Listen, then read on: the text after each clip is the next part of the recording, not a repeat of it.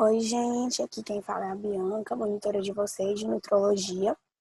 Eu sou do S7, né, da FAMED, e aqui eu vim revisar duas aulinhas do módulo, e esse material é todo baseado nas aulas do professor Paulo Vasconcelos, certo? Eu não venho trazendo novas abordagens, digamos assim, conteúdos a mais, a minha visão sobre o tema, os meus conhecimentos sobre o tema.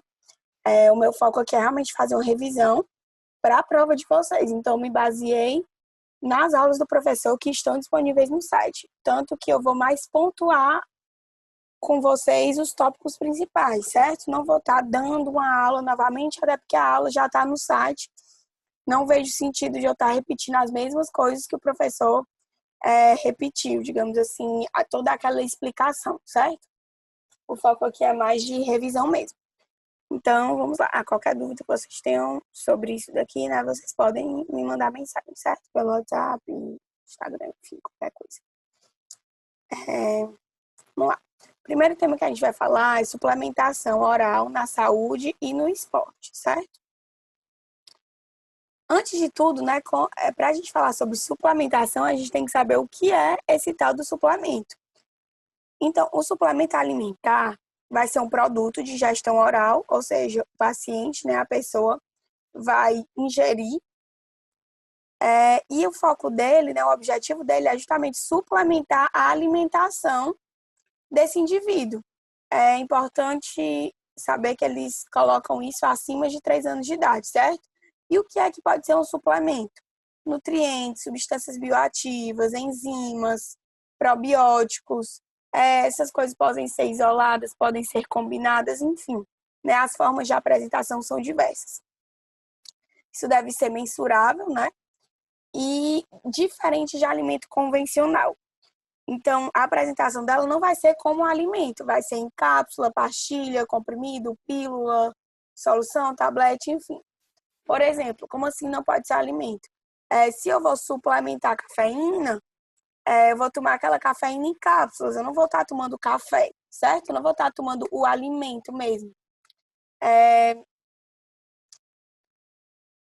Se eu for procurar um ômega 3, ômega 6, eu não vou estar ingerindo alimentos que tenham isso. Eu vou estar suplementando com cápsulas, com outras formas, certo? E o que é que não é suplemento? Produtos que têm finalidade terapêutica, medicamentosa, ou seja, basicamente remédio, né? Aquelas coisas que vão curar a doença propriamente dita. Produtos com substâncias farmacológicas, produtos com plantas de uso tradicional na medicina popular, ou seja, aqueles famosos produtos que são feitos com aquelas famosos produtos que são feitos com aquelas plantas que a nossa avó fala que não é para tomar remédio, que é para utilizar aquela planta, ou até conhecidos nossos. Então, isso não vai entrar na parte de suplemento também, certo? Produtos que tenham substâncias de controle especial, isso é óbvio, né? Que esses são justamente os medicamentos usados principalmente, né, na psiquiatria. Antibióticos, enfim. Produtos com nutrientes acima da IDR, que é digamos assim, é o valor diário recomendado, né? O índice diário recomendado. Não pode estar acima disso, porque ele não vai estar suplementando, né? Se ele vai estar dando mais do que você precisa, isso não está sendo um suplemento, certo? Isso acaba se enquadrando mais na parte medicamentosa. Sobre a suplementação de atletas. O professor, na aula, ele divide em 3 classes. Longitudinais, que seriam diários, que não obrigatoriamente estrito ao treino em si, né? Pré-treino e pós-treino. E como é que ele classifica, né? Como é que a gente consegue diferenciar qual é qual?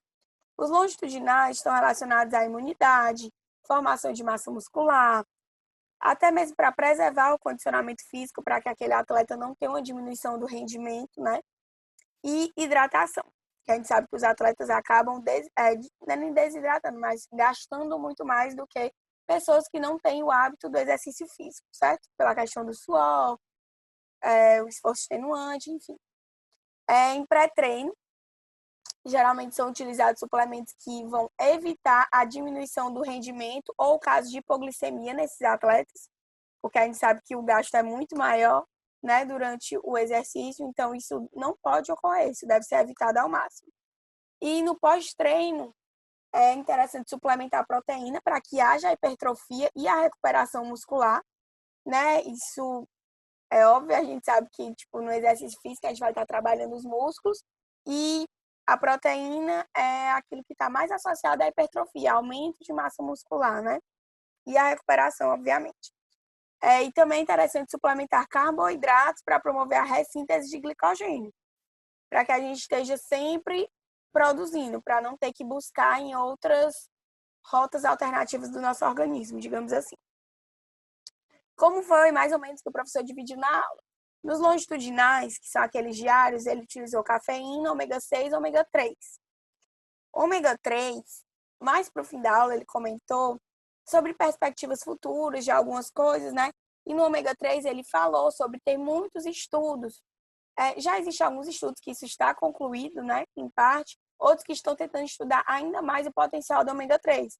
Mas ele está muito relacionado à diminuição de resposta inflamatória, e tá inflamatório, né? Desculpa. Triglicerídeos, consequentemente, né? E melhorando também a condição cardiovascular e até a própria cognição.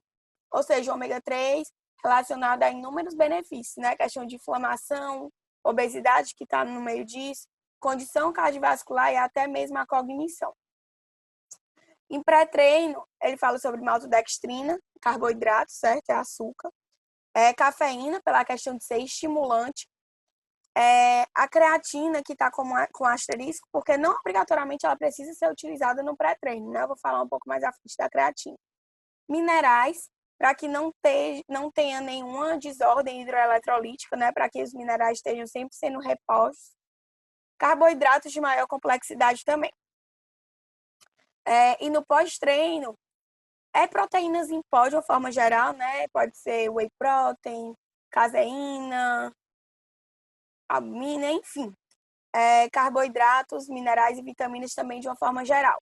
As proteínas são muito faladas como pós-treino, justamente por essa questão que eu falei no slide anterior, de promover hipertrofia e recuperação muscular, certo? Por isso que tem muita gente que, tipo, o whey é um suplemento de proteína que você pode tomar a qualquer hora, né, basicamente. Mas tem muita gente que prefere deixar o whey para depois do treino para ter meio que aquela proteína garantida, entendeu? É uma coisa prática. Você pode usar em receitas, você pode tomar só com água, só com leite, pode misturar com a fruta, enfim, né? Tem inúmeros sabores de whey. Vamos lá. Aí, sobre alguns tipos de suplementos, né, aqui utilizados para atletas. Suplemento hidroeletrolítico, ou seja, de águas e de minerais. Eles vão justamente auxiliar na hidratação, porque a gente libera água e minerais no nosso suor, né? Tanto que o nosso suor é salgado e tudo mais. Tem um pouco de açúcar também, né, nesses suplementos, pela questão do próprio gosto, como também para estar repondo açúcar. Atletas de Ironman, por exemplo, que são aqueles que têm um esforço mais extenuante ainda do que qualquer outra atividade física, né, essas questões de maratona e tudo, eles também utilizam umas cápsulas de sais para estar repondo todos esses minerais que são gastos, né, no suor deles. E aí, como exemplo, eu coloquei aqui o Gatorade, né, que são aquelas bebidas isotônicas, que tem vários sabores, enfim, Gatorade, Powerade, whatever. Água de coco, coloquei aqui para ter cuidado. O professor falou na aula dele que a água de coco deve ter muito cuidado em climas secos, né? Porque pode acabar se tornando, na verdade, uma bebida hiperosmolar. E, no caso, você vai estar piorando a questão da hidratação desse atleta. Então, a água de coco, meio que assim, no nosso clichê, né? Não é nem clichê, desculpa. Digamos assim, na situação leiga, a gente se fala muito de água de coco para hidratar, quando a pessoa está com algum problema intestinal e tudo mais, né? Mas tem que ter cuidado isso em relação a atletas, por exemplo, porque não só atletas, né? Mas de uma forma geral, pode acabar piorando o nível de hidratação da pessoa que consome. Suplemento energético. Tudo aquilo que vai promover energia, né? Basicamente, em suma, seriam os carboidratos, né? Assim, de forma mais prática, com a função de complementar necessidades energéticas, principalmente no pré-treino. E aí existe a questão da maltodextrina, barras de cereais, o próprio carboidrato em gel. Esses carboidratos em gel, por exemplo, são utilizados por pessoas que fazem atividade física durante muito, muito tempo, né? Tipo assim, muito, como é que fala? Muito prolongado o tempo de treino da pessoa para que não ocorra, digamos assim, um déficit de glicogênio no organismo dessa pessoa. Então, justamente, atletas de maratona, pessoas que estão há muito tempo assim, já treinando, às vezes utilizam esses carboidratos em gel para fazer uma reposição rápida desses carboidratos, digamos assim. Suplemento proteico. Para complementar as necessidades proteicas da dieta, ele é muito utilizado no pós-treino, como eu tinha explicado para vocês, por essa questão da recuperação, da hipertrofia. Exemplos, whey protein, BCAA, que seria a leucina, isoleucina e a valina, né? Que o professor menciona na aula, que é uma opção para atletas sarcopênicos, principalmente. E essa questão do BCAA são aminoácidos de cadeia ramificada, então eles não vão passar pelo fígado, eles irão direto para o músculo. Suplemento de cafeína, ele acaba aumentando a resistência aeróbia em exercícios de longa duração, além de ser um neuroestimulante, né? A pessoa consegue se manter mais concentrada, mais focada, e, enfim, é estimulante. Você pode tomar o seu café, mas você também pode optar por cápsulas de cafeína, por exemplo. Eu não me dou muito bem com o café em si, tanto, sei lá, pelo gosto, como às vezes não me cai muito bem. Então, eu tomo a cafeína em cápsula. Inclusive, eu tomo essa. Eu botei a foto dessa daí, porque é a que eu tomo. Mas, enfim, eu gosto de tomar, tipo, às vezes, um dia que eu acordo mais cansada. Às vezes não é nem pra treinar, mas acordo mais cansada, vai ter aula o dia todo, eu tomo uma cápsula de cafeína. E às vezes eu tô indo treinar, não tô tão animada, eu tomo uma cápsula de cafeína, como as pessoas geralmente tomam café, né? Que eu disse pra vocês. Eu tomar o café, não é um suplemento, porque é o alimento da forma, digamos assim, natural dele. Mas já quando é em cápsula, já é de uma forma mais isolada, digamos assim, já passa a ser suplemento. Suplemento de creatina. O foco de tomar creatina, né, é de complementar estoques endógenos de creatina. Porque na nossa alimentação normal, a gente não consegue, digamos assim, bater essa, não é nem meta, mas essa conta não bate, entendeu? Com os nossos estoques endógenos. Somente com a alimentação. Só esclarecendo uma coisa, né? A creatina, ela é o suplemento assim que tem mais estudos desenvolvidos, sendo desenvolvidos até. Ela é segura, né? Tem muito medo daquela questão renal, não sei o quê. Mas hoje em dia já existem muitos estudos que mostram assim, que a creatina é segura, que ela pode ser utilizada sem ter essa preocupação com eventual problema renal, certo? Que a pessoa vai desenvolver. E aquele mito de que a pessoa vai tomar creatina e incha, porque retém água, certo? Retém água, mas é no músculo, certo? A retenção hídrica, né, da creatina, ela é intramuscular. Ela não vai se dar ao longo do corpo. Por exemplo, a pessoa não vai ficar com um bucho porque ela está tomando creatina, certo? E aí a creatina vai promover o quê? Justamente aumento de força, ganho de massa magra, melhor recuperação muscular, entre outras coisas. Suplemento vitamínico. Pode ser por vitaminas isoladas, vitaminas associadas entre si. Por exemplo, tem gente que suplementa só a vitamina C, só a vitamina D. Vitamina D é muito suplementada, né? Muitas pessoas apresentam deficiência de vitamina D e o médico acaba pedindo para essa pessoa suplementar. Podem ser associados entre si, como tem aquela, sei lá, de A a Z, não sei o que, né? Aqueles suplementos assim que vêm várias vitaminas juntas. Enfim, isso vai depender da condição do paciente, do que o médico orienta a ele e tudo. Pode vir junto com minerais também associados. E é importante lembrar que não pode passar do IDR, né? Que é aquele valor recomendado. Se passar do IDR, passa a ser medicamento, deixa de ser um suplemento, ok? Lembrar que a vitamina B12, ela é muito importante de ser, acho que eu coloco mais à frente, mas enfim, de ser suplementada em pessoas que optam pelo veganismo, né? Por ser vegetariana, vegana, enfim, porque a vitamina B12 ela é da carne, certo? Então, veganos, vegetarianos, eles têm que buscar suplementar a vitamina B12. Suplemento para substituição parcial de refeições. Seriam para complementar refeições em algumas situações em que tem um acesso restrito a alimentos. Por exemplo, pacientes que estão em dieta integral, certo? E aí, com esse suplemento, você consegue garantir que você está atingindo os valores desejados. Principalmente se for um paciente literalmente paciente que está doente, né, com alguma patologia, você precisa bater certas metas nele da dieta, é muito interessante porque você consegue mensurar direitinho. E as shakes aqui, não é aqueles shakes da Herbalife, são tipo esses shakes aqui, tipo desse da Ensure aqui, e esse outro aqui que tem até no vídeo que a gente vai liberar para vocês, de sondagem de alimentação, nutriinteral. Substâncias bioativas, são substâncias que elas têm ação antioxidante, que vão evitar justamente aquela ação de radicais livres. E aí entra carotenoides, licopenos, ômega 9, flavonoides, polifenóis, enfim. Normalmente a gente encontra essas substâncias em frutas, só que frutas, verduras, legumes, né? Só que aqui se é suplemento, significa que não está falando da fruta, estamos falando disso de forma isolada, certo? Probióticos, o que é que são esses probióticos que a gente escuta tanto falar? São micro-organismos vivos, certo? Que eles são capazes de melhorar o equilíbrio da nossa microbiota intestinal. Obviamente, ele vai trazer efeitos benéficos à nossa saúde. Por exemplo, leites fermentados, existe probiótico em cápsula, inclusive é um valor bem elevado os probióticos em cápsulas, assim, se você for comprar em loja de suplemento.